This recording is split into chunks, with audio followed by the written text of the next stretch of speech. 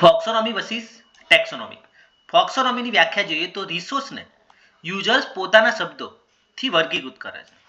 પ્રકૃતિ જોઈએ તો અનૌપચારિક છે તથા લોકશાહી આધારિત છે. ઉદાહરણ તરીકે ટ્વિટર હેશટેગ્સ જેમ કે લાઇબ્રેરી, ડિજિટલ ઇન્ડિયા, ફ્લિકરટેક્સ. ટેક્સોનોમી એટલે કે રિસોર્સને વિશેષજ્ઞો તથા લાઇબ્રેરિયન્સ દ્વારા પૂર્વ નિર્ધારિત સ્ટ્રક્ચરમાં ગોઠવવામાં આવે છે. પ્રકૃતિ જોઈએ તો ઔપચારિક છે, સિસ્ટેમેટિક અને ઓથોરિટી બેઝ.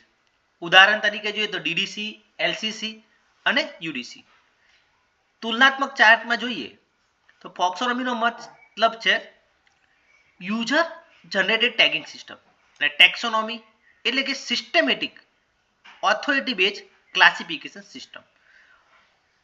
અહીંયા ઓથોરિટી છે સામાન્ય વપરાશકર્તા એટલે કે કોઈ પણ વ્યક્તિ કોઈ પણ પ્રકારના ટેગ બનાવી શકે છે અને ટેક્સોનોમીમાં લાઇબ્રેરી સાયન્સના નિષ્ણાતો તથા સંસ્થાઓ દ્વારા. સ્ટ્રક્ચર તો અનૌપચારિક ગોઠવણી વગરનું છે.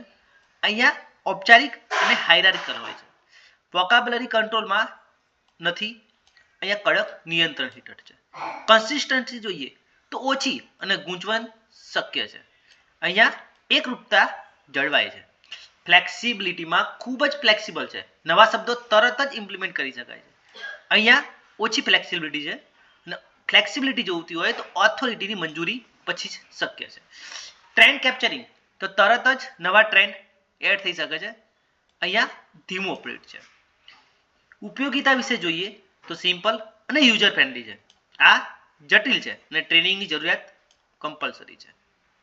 એક્ઝામ્પલ તરીકે જોઈએ તો ટ્વિટર હેશટેગ્સ, ફ્લિકર તથા ઇન્સ્ટાગ્રામ પર આપણે જે પણ હેશટેગ એડ કરીએ છીએ એ. અહીંયા તો ડીડીસી, એલસીસી, યુડીસી અને library of Congress subject heading. Library સાયન્સમાં ઉપયોગિતા જોઈએ તો સોશિયલ ટેગિંગ એ યુઝર બિહેવિયર એનાલિસિસ અને કેટલોગિંગ, સેલ્ફ અરેન્જમેન્ટ અને સબ્જેક્ટ એક્સેસ માટે.